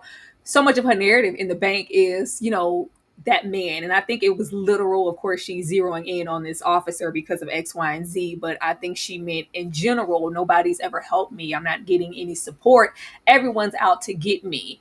And there's no way I'm walking out of here with my life. You guys are just saying these, or you're saying you're going to care for my baby or be there for whatever, but do you mean it? Everybody says things and don't mean it. There's no way I'm walking out of here with my life because the world is out to get me. I got that, but I still didn't like the visual of it, and I didn't care to see it. Ashley, fake out death. Yeah, I echo you guys' sentiments that this was definitely cheap, and he wanted to cry, he wanted a tear, and he wanted to traumatize more people. Tyler did Four Color Girls, y'all. He wants to traumatize people. He wants to make you have a moment, right? Because like after all this, they gonna unalive this black woman. But no, I felt like it was cheap, and this was disrespectful for me, and I have to sound like a broken record. I'm gonna say breaking one more time, Dane. So get mad about it, but knowing what happened in real life to that man in this exact same situation, and then for you to do the same thing over here, but no, we're going to clean it up after that. Like, no, it didn't really happen. This is just, what she was thinking about, like, based on her actions, this was the next logical, effect to that. I didn't like it. I think we could have proceeded without them busting out the windows, dropping down like it was Mission Impossible. I didn't need that. I think it still would have elicited the emotion for me without that. I didn't need that at Yeah, all. I also want to like I don't think anyone. Well, I don't want to assume, but and y'all can answer. I mean, if a woman has postpartum or has some type of mental breakdown and she drowns her kids or poisons them, would y'all do y'all have empathy or sympathy for that type of person, or should they be put under the jail? I want to know the answer, but it's more rhetorical because at the same time that's kind of how Janiyah can be as well, because when they were having the conversation about the perfume and her family and her wanting to get back, like, well, hey, when she's like, I got to be honest with you, Janiyah, this is bad. She's like, yeah, I know it's bad. They're not gonna let me out of here alive. Well, we can try. During that scene, damn, I just lost my. The Nicole asked her like, okay, do you have any other help? And she was like, no. You got to be careful who you sleep with. I kind of wish they would explore more of her backstory and the baby dad and their relationship. I mean, was she making bad decisions? Was she out there being a harlot? Or did she just happen to be naive because of her upbringing and some man in white shining armor and promised her the world? And, and they had a relationship for a week, 6 months or whatever. I wish they could have went down that road, but she says, do you have anything else? She was like, no, my mother and my sister are crazy. They can't be around my daughter as well. How are they crazy, or are you the crazy one? You are the crazy one here. Like, maybe they have been trying to get the daughter for 3 years because they knew that you couldn't take care of her, and she ends up dead. So nobody wins. Your boss is murdered. Your daughter is gone as well. And you have all this national attention for nothing. So I just thought about that. I know we're kind of I want to get that off my chest as well. There's one more thing too about these black men, but that was important to me. They were just, I don't have to necessarily have character depth to enjoy a movie, but when you're wanting me to root for them for something, that can assist. Like there's not much about John Wick. He lost his puppy, but I love those films. But this is completely different, and just kind of cut a lot of corners as far as that aspect is concerned too, in my opinion. I think the whole well, my mother and sister are crazy too. I think the film wanted us to, and I'm assuming, wanted us to believe that she was a good mother, or more upstanding and more conscious or aware of herself mentally before the baby died. I think that was kind of her last straw. Whereas that's probably struggle, strife, and all those good things. Yeah, I think she was acknowledging them as crazy because maybe, and that's still us giving olive branches to Tyler that weren't provided to us by the film, but maybe they were already privy to the information that the baby passed, of course, because she calls, and they knew consciously it wasn't something that she was accepting. So it was like, yeah, they're crazy. Let me just kind of dismiss them. I think it was just something momentary and not something over time. I don't think she had ever broken down to this point in this way until this very moment here. As far as I guess mental illness or PTSD or postpartum and the leverage that you're giving people, I just think it's very in a criminal sense, it's very great to hopefully acknowledge and help with these things before it ever gets to a point. I think even with this film, Ordained, even with Breaking, the message is to acknowledge and try to help before things get too far or get to this type of point. We would hope that they don't, Mm-hmm. but it muddies that line because you have so many people commit some of the heinous things and blame X, Y, and Z in their mental state. And then it's just kind of, how do you know what's what? So that's why it's important to acknowledge struggle or situations like Janiyah's before it's just like, okay, whatever. Because we do have these situations, these people surrounding her, maybe, some, if not all, knowing that her baby is no longer with us, but we're not kind of interjecting or doing anything in that moment up into in the bank. And then it's just like, Man, well, now things are kind of times 10. It's a little too late. it's kind of like you explained it better than the movie did. Okay, Tyler. Gotta help. Ashley, anything you want to share on what B had to say? Um. Okay, so I did have just a question to piggyback your question before I responded. Were you equating were you equating Jania's behavior to a woman with postpartum who would hurt her child? Um, Or you're just asking in just in general, general? in general, It if and not just postpartum, if a woman is going through any type of mental episode and she harms her children, do we hold her responsible or do we feel sorry for her?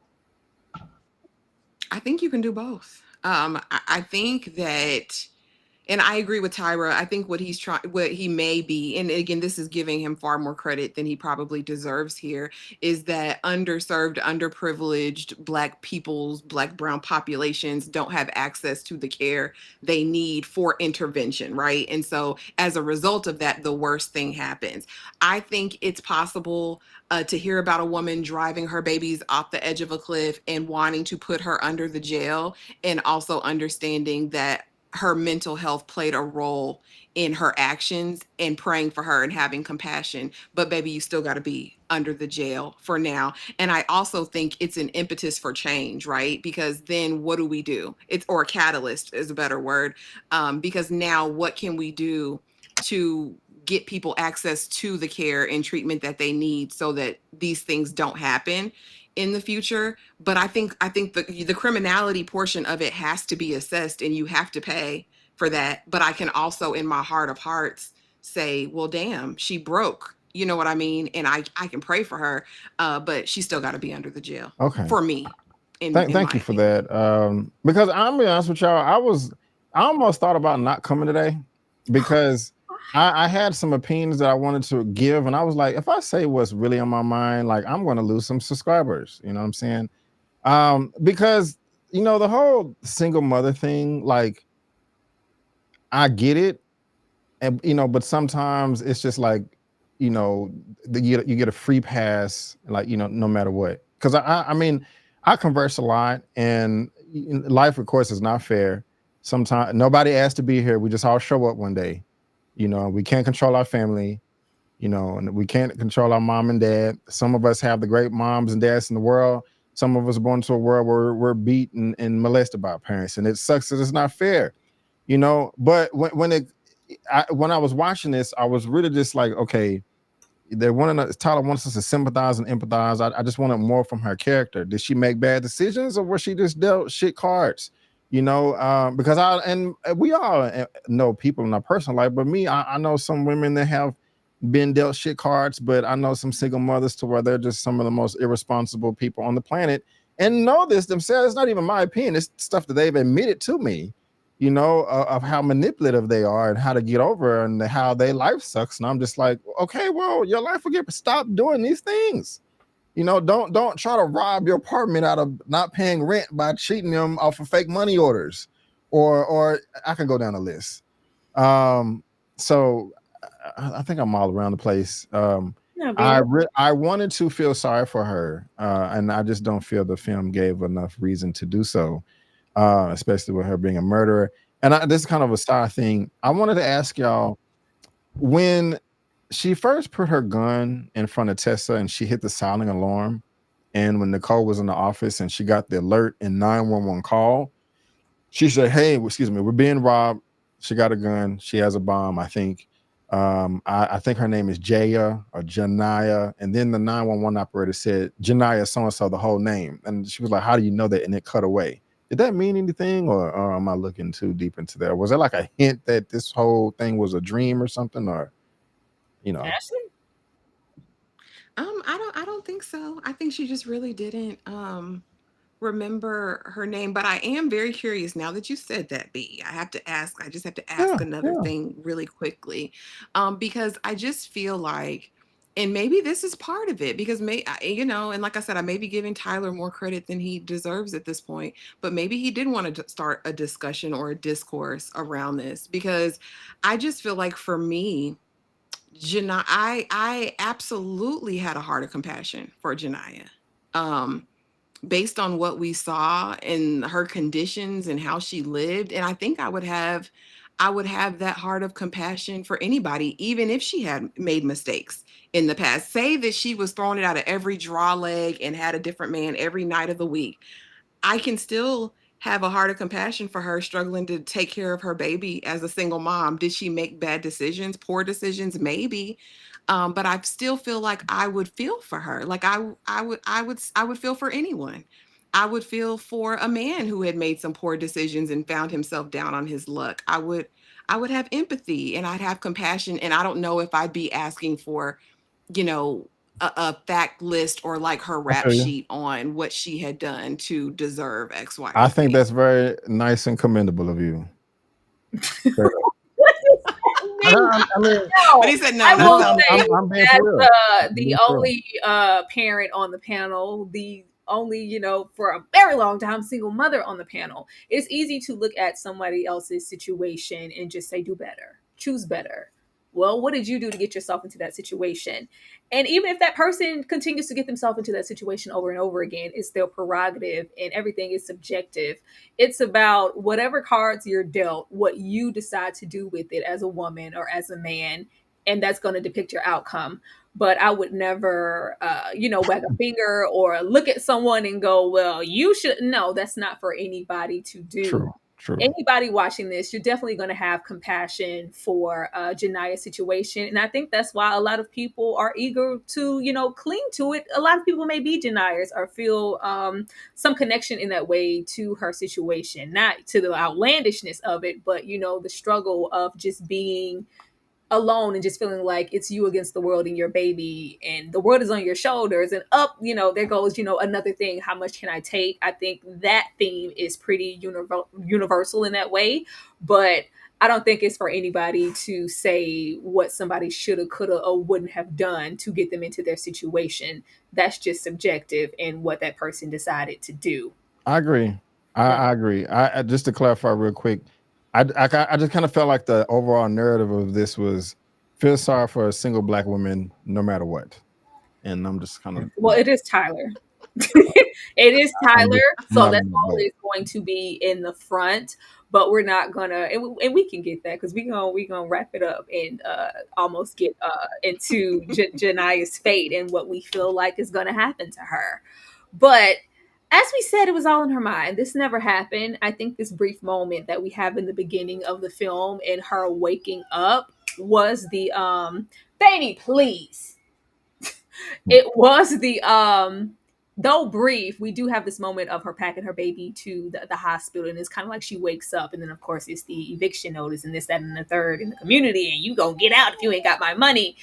At this point, her baby had already been dead, and she's just kind of grieving and dealing with the loss and slipping further and further into being mentally unstable throughout the day. B, was this earned when you found out the baby has been gone and this was all in your mind? Did the film make more sense for you? Slightly, but I can't give it a pass. Because I said earlier this was cheating, and if you're gonna end the film, with this type of disaster, just give me a better production, give me better acting. Um, because you're pandering here, in my opinion. With this, the movie was already 10 nuclear train wrecks, and then you brought in an alien invasion after all of that. So, and I mean that. So I don't think it was earned. I don't think it was necessary. I think it was just over the top and too much. So Mm. Ashley, what about you? Was this earned for you? I mean, earned is relative. Like I said, I think it was smart. I think he did this as a convention to make it all make sense in the end, or at least an attempt to leave the window open that this could fit and could work. For with that in mind, like I said, when I went back, I was like, okay, she was in a delusion. Like all this stuff didn't happen the way we saw it because this was her POV. And so for that reason, it's Tyler, and it was. Yeah. Well, It as you was. said, it would be easy to what B said, forgive a black struggling woman no matter what. Like it's easy to have that takeaway from this film, but this was definitely Tyler trying to like see when a black woman's out crying for help. Hopefully, in general, when someone's out crying for help. Oh my God! Out. it's like it was trying to make you feel guilty for not feeling guilty about her.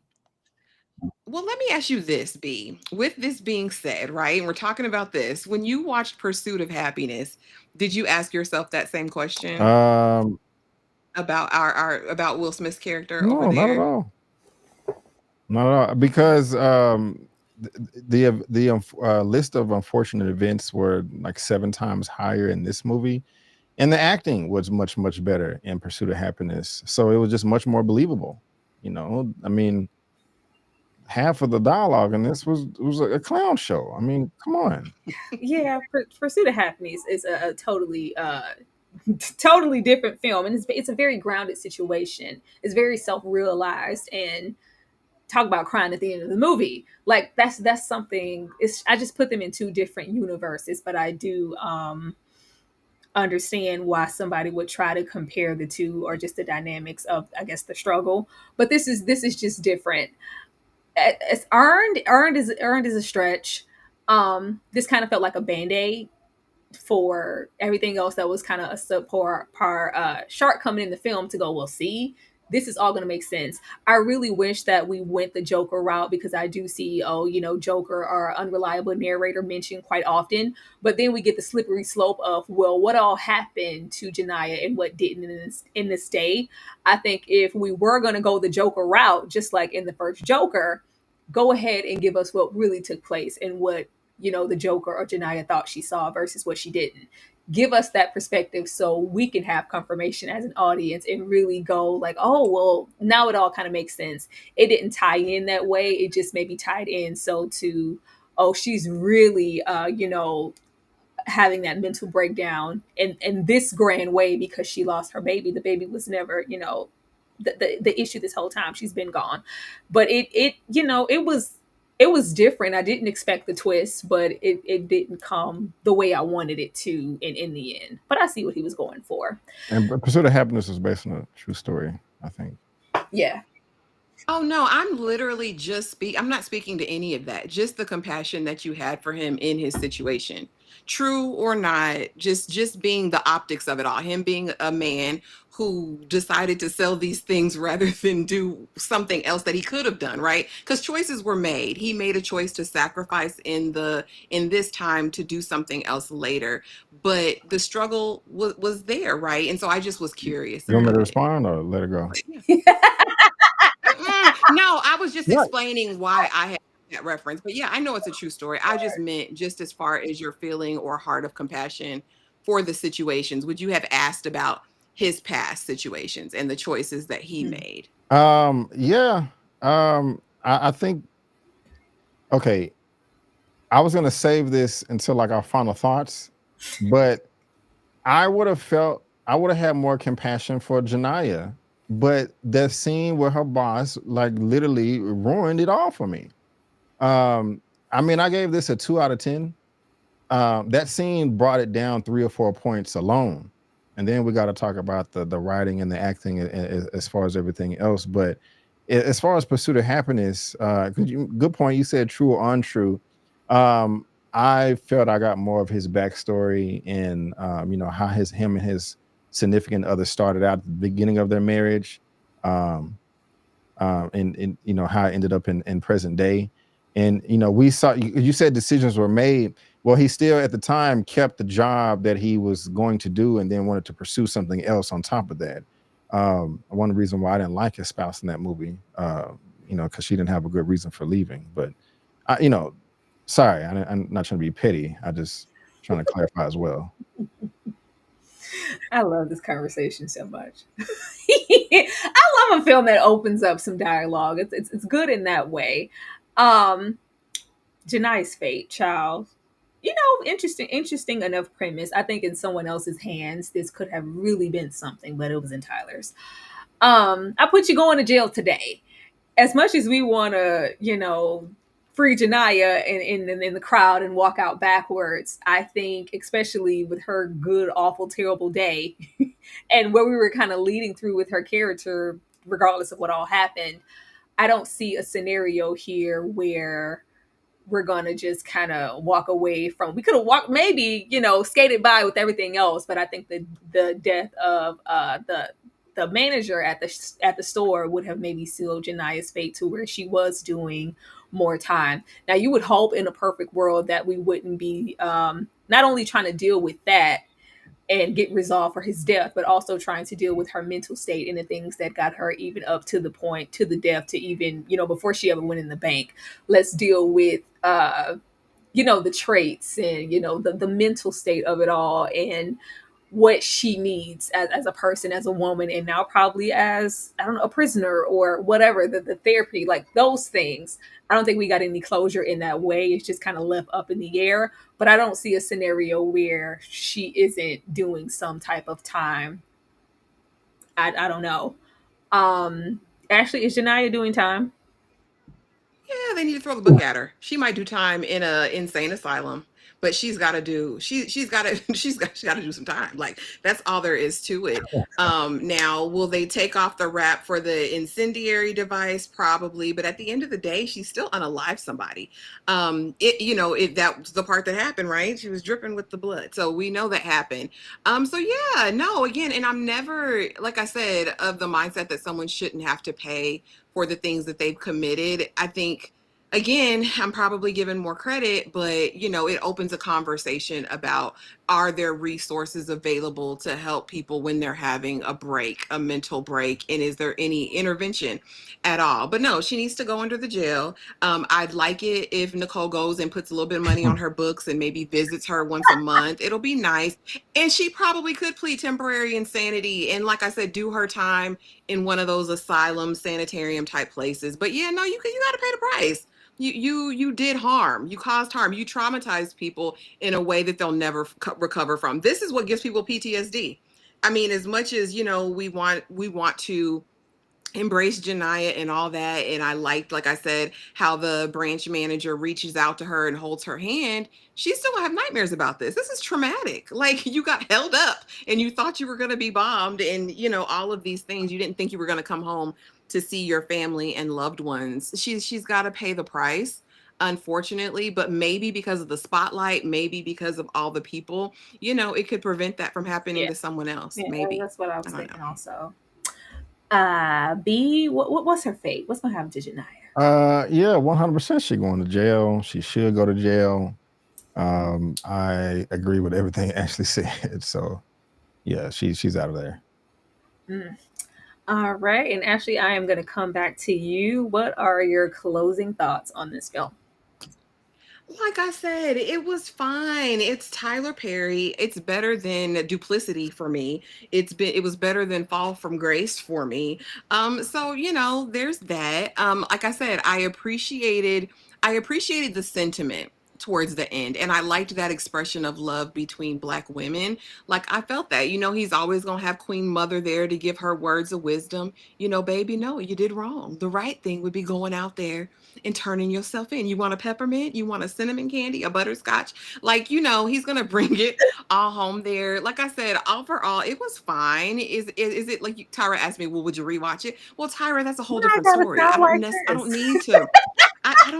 need to. I don't need to rewatch it. But I do. I think it was fine. I think it was touching, and I think it served a purpose, hopefully, in the community, if nothing else, but pay attention to people and maybe give them more than you're behind a kiss, and maybe have some empathy and compassion for the next man. That's all I pretty much had for it. Though I didn't per se, I guess, enjoy the film, I can appreciate the message, in that somebody somewhere might see this and consider not just the Black woman's plight or struggle or mental standing, but everyone's. Like, pay attention, and it doesn't cost anybody anything to be concerned and listen and show compassion for the next person.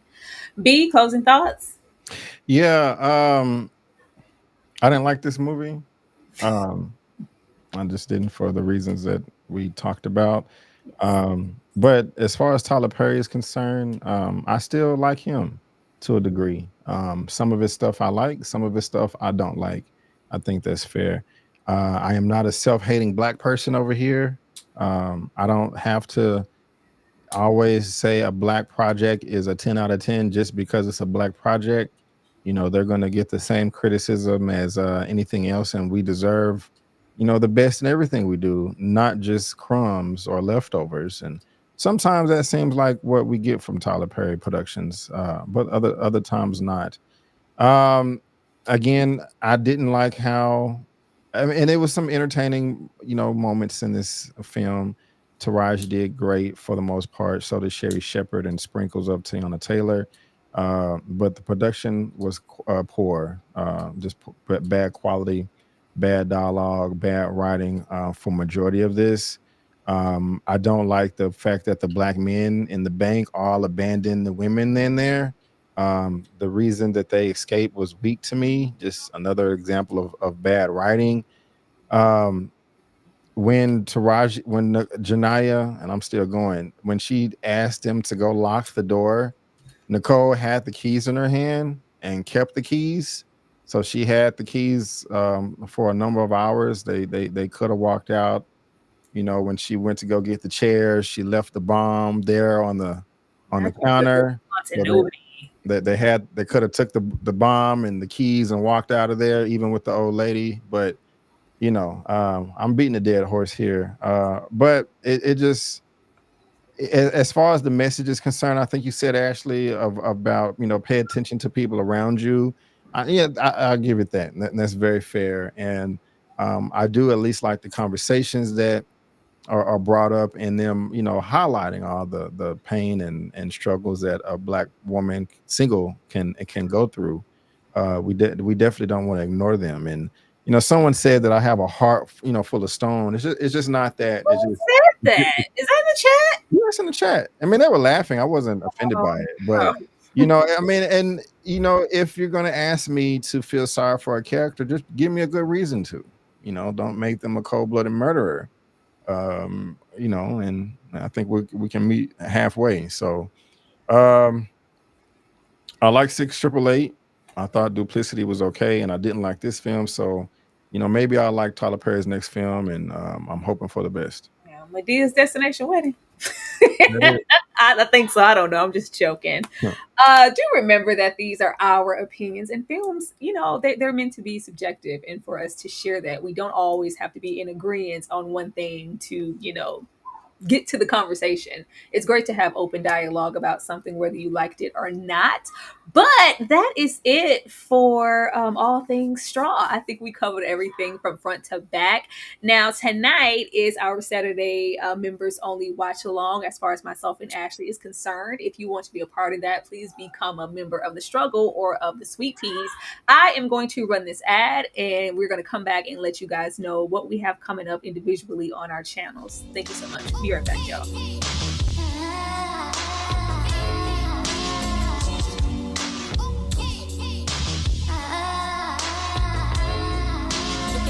Where she wanna be, call me Freaky T. Off the leash, I feel like a dog. I get never free. Never needed you, but you needed me. I got clean, make up pretty clean. Lose your self-esteem. I get touched in the morning, so I feel like baby king. Was it black, step by second, so I just like baby me. But I'm cool, cause he also know you know it's giving creep. I got facts, but it's not a look, I'm feeling nigga tea. I tell that nigga, I tell that nigga, like a lady carry that.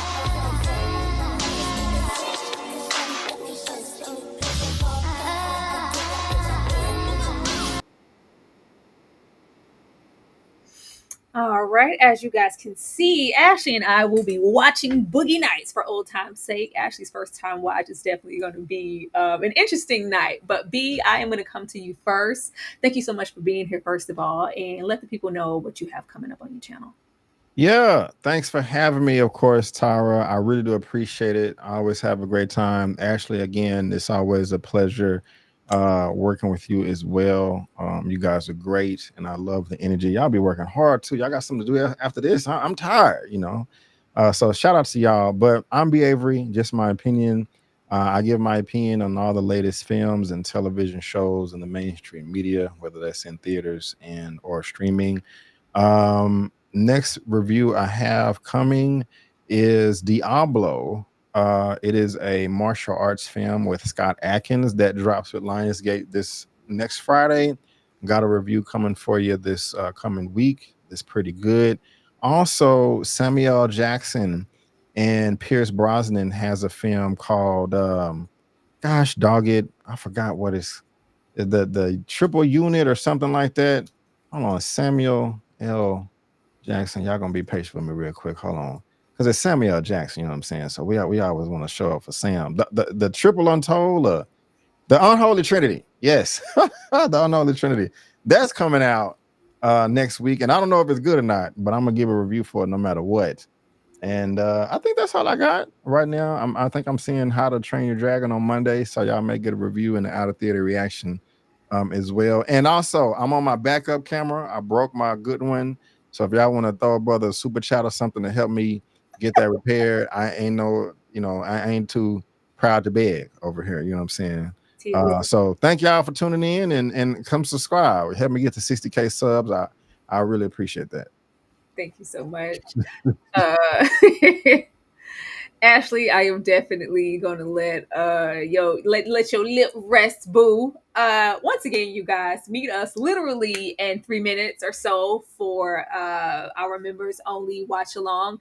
And tomorrow we will be back with the collective news, a little roundup of pop culture things that we've been doing. I think this is our third or fourth one, so be here for that. They have been entertaining thus far, but we really appreciate you guys for spending this time with us. Shout out to all 300 of you. Make sure you hit the like button on your way out, and also leave your commentary below for good or bad. I'm not stingy with a bad comment. If you didn't like something that was said here, I engage in it. I revel. I love it. So do as you may. Thank you guys so much, and we will definitely. I don't. If you disrespectful, I will block you. Yeah, well, just me. My stands are my stands alone, not Ashley. But we do appreciate you guys so much, and thank you. We will see you guys next time. Good night.